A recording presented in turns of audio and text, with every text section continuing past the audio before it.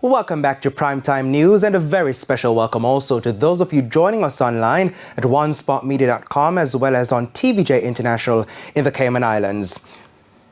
Responses this evening to calls for two opposition MP candidates in southern and central Manchester for chairman of the Southern Regional Health Authorities Board and the Minister of Health to be dismissed of the spike in maternal mortality.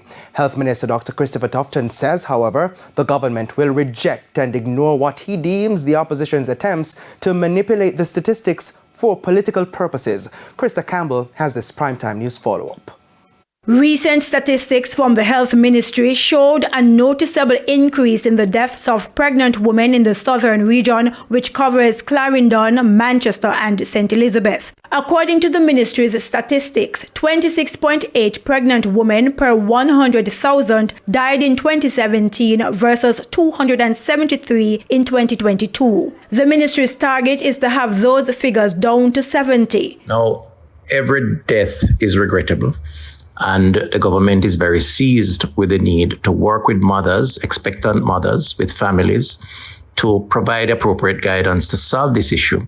But for the health minister, Senator Bunting's analysis of the statistics were inaccurate at best. It is true that the COVID years have seen a spike in maternal mortality. And we have spoken to this, and we have spoken to what we are doing to address it. And indeed, we're seeing signs of that declining. But it is absolutely dishonest to take that base year, 2017, the over 26 per 100,000, to make that the comparison with the COVID years. What is a more accurate analysis is to look at the last 10 years, where all the regions had an average mortality, maternal mortality of over 100.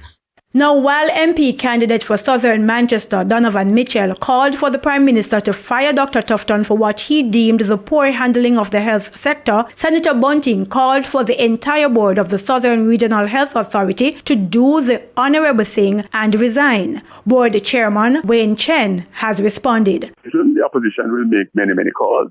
Politicians do what politicians have to do. But what I will say is that I've been chairman of the Southern Regional Health Authority since 2016. When we came there, we found management in place. It did not interfere with management. I made it very clear to my colleagues and to management that they all have a job to do, and the board will use its influence, its experience. And we have many experienced Jamaicans who have stepped up to give public service. And the management still remains. When I say the management still remains, we have the same regional director, very much the same team.